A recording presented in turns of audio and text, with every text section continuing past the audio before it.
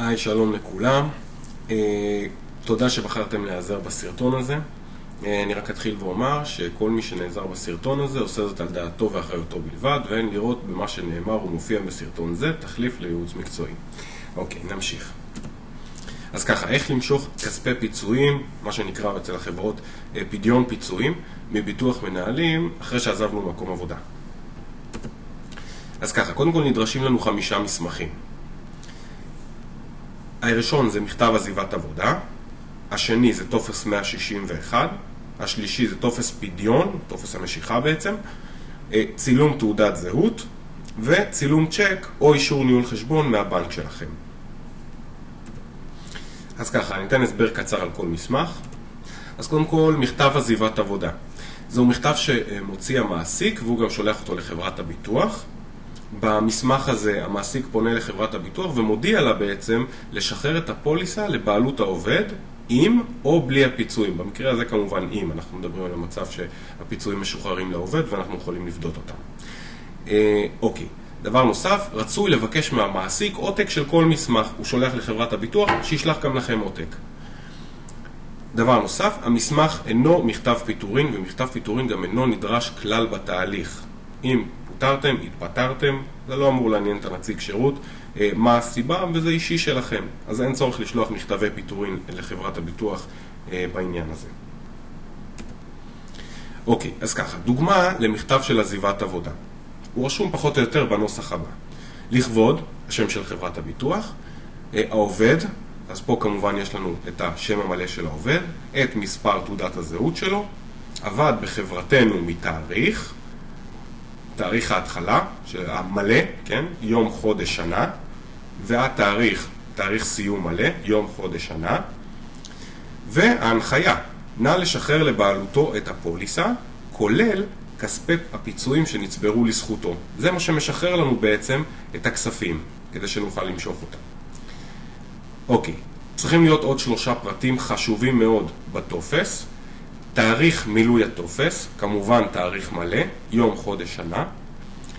שם החותם על הטופס, שם מלא של מי שחתם על הטופס. זה יכול להיות החשב, הרואה חשבון, המזכירה, לא משנה. מי שמילא את זה, צריך להיות פה השם המלא שלו.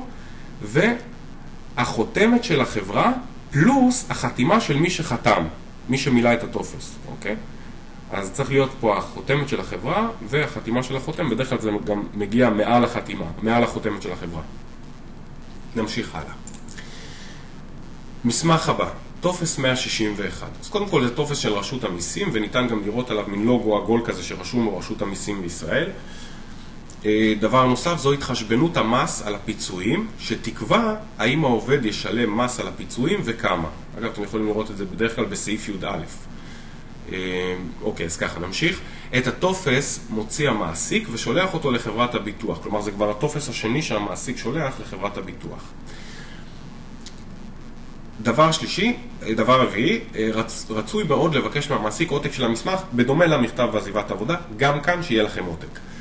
אם המעסיק ימלא את הטופס בצורה שגויה, העובד יצטרך לבקש מחברת הביטוח טופס עזר למילוי 161, בדרך כלל חברת הביטוח כבר תגיד לכם את זה, והוא יצטרך לגשת, העובד, כן?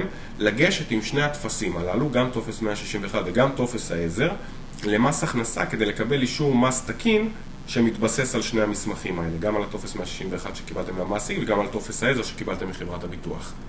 נמשיך. טופס פדיון, בעצם זוהי הבקשה למשיכת כספים. חברת הביטוח תתחיל את התהליך רק מרגע שהטופס הפדיון יתקבל במערכת שלה בצורה קריאה. אוקיי, אם הוא לא חתוך מלמעלה ורואים את הפרטים שלכם, אז חברת הביטוח תתחיל את התהליך, ואם יהיה איזשהו חוסר, יעדכנו אתכם. דבר נוסף, כאשר ממלאים את הטופס, יש לשים לב שביקשתם את כספי הפיצויים בלבד, ולא סימנתם בטעות את כספי התגמולים. תגמולים הם כספי הפנסיה שלכם בעצם, מה שאתם תקבלו בגיל הפרישה, כקצבה. אז לראות שלא סימנתם בטעות, אחרת יפדו לכם את זה ואתם לא תוכלו להחזיר את זה לפוליסה. ותשלמו על זה גם 35% מס. פרטי חשבון הבנק להעברת הכסף חייבים להיות של העובד. על גבי הטופס פדיון יש גם פרטי חשבון הבנק, הם חייבים להיות של העובד, לא יכולים להיות של אדם אחר. צילום תעודת הזהות שלכם. תעודת זהות חייבת להיות של העובד בלבד. תעודת הזהות חייבת להיות התעודה המעודכנת ביותר של העובד, התעודה האחרונה שהנפקתם. אם הנפקתם תעודה ב-2014 ואחר כך הנפקתם גם ב-2015, אתם לא יכולים לשלוח את זאת של 2014, אלא רק את האחרונה ביותר, את זאת של 2015. מסמך אחרון, צילום צ'ק או אישור ניהול חשבון.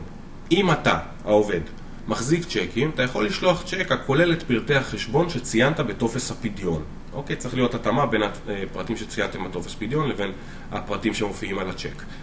אם אתה לא מחזיק צ'קים, אתה יכול לבקש מהבנקאי שלך אישור ניהול חשבון שחתום על ידי סניף הבנק.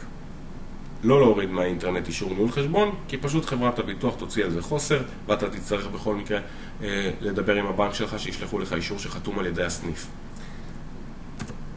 בהצלחה לכולם, ואני רק אציין ככה לקראת הסוף, שכמובן התדריך הזה פונה לנשים וגברים כאחד, ופשוט דיברתי בלשון זכר, כמובן מטעמי נוחות, אז שיהיה לכם המון בהצלחה, והמשך יום מעולה.